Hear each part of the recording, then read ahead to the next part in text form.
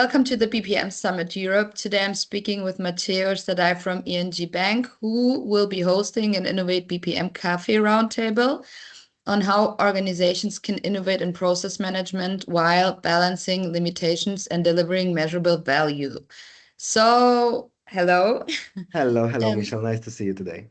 My first question for you would be the BPM Summit Europe focuses strongly on innovation, digital transformation, and measurable impact. Why is the balance between innovation and real business value such a critical topic for the BPM community right now?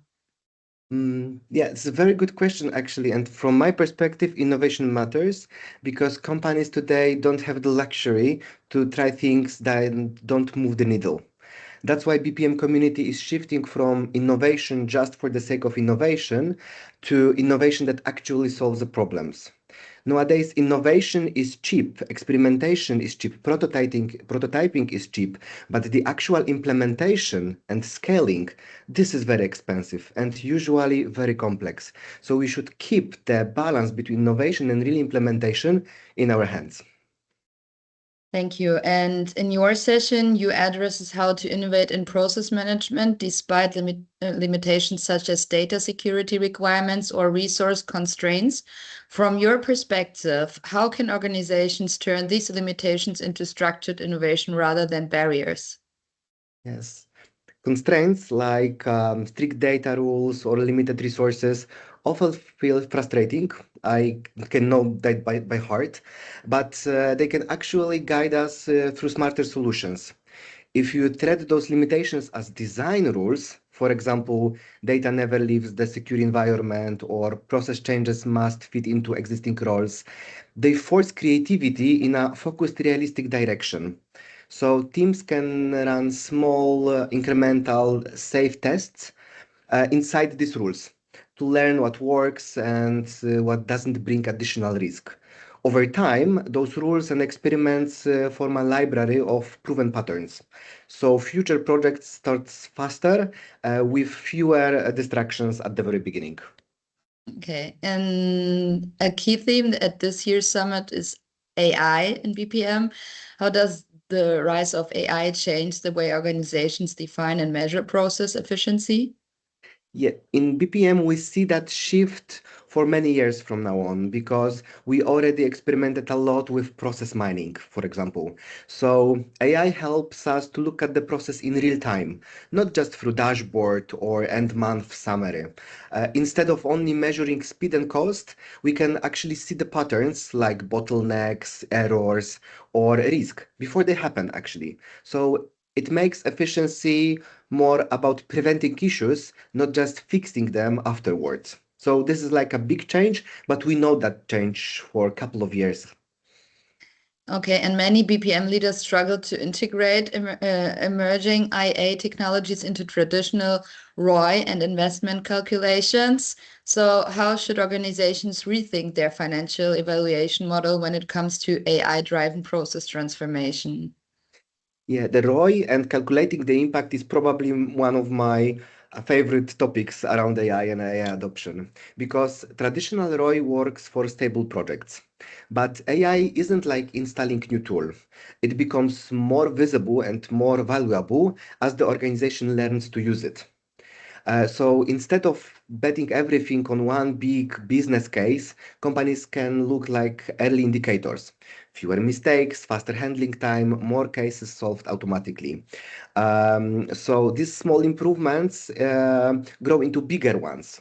So AI investment should be treated more like a building a capability instead of one of implementation.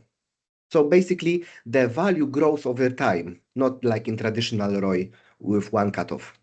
Okay, thank you. And one recurring discussion at the BPM Summit Europe is how to gain executive buy-in for transformation initiatives.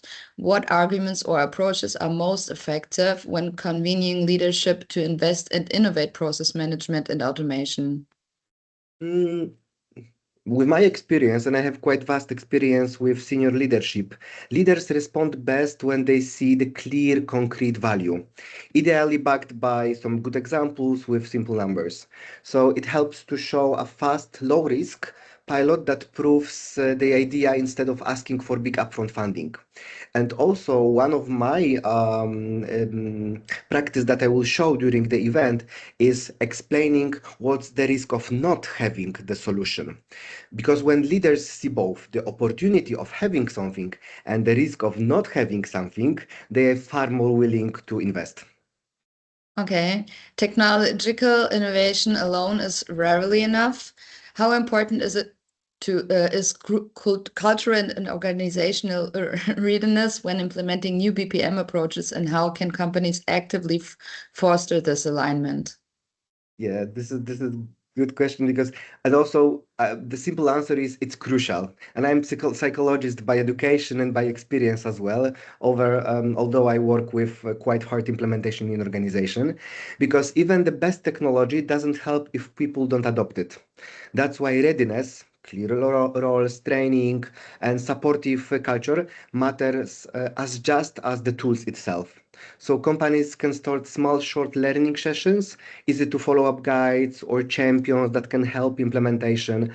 When people feel heard, supported, and involved in shaping the new way of working or AI way of working, the change feels more natural instead of forced.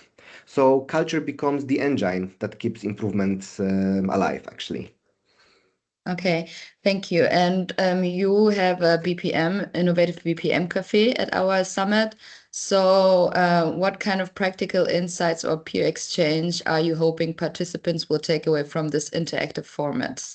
Yes, I intentionally chose the BPM Cafe because, from my perspective, this is a great quorum, great place to build the connection, to share experiences, and to actually find the people with very similar problems that you can talk to in real time. So it's not like a presentation on a stage when I share my knowledge, but I can bump the ideas from the others. So the goal of this roundtable is for the people to to walk away with practical ideas they can try immediately because they've been experimented and practiced by the other participants that will participate in BPM Cafe. I hope to hear real stories, real implementation stories, fail stories. I love fail stories because we can learn from that a lot. Thank you, Mateusz. We are looking forward to your roundtable at the BPM Summit. Yeah, let's stay in touch and feel very welcome to participate the conference and my event. Thanks. Bye. Bye.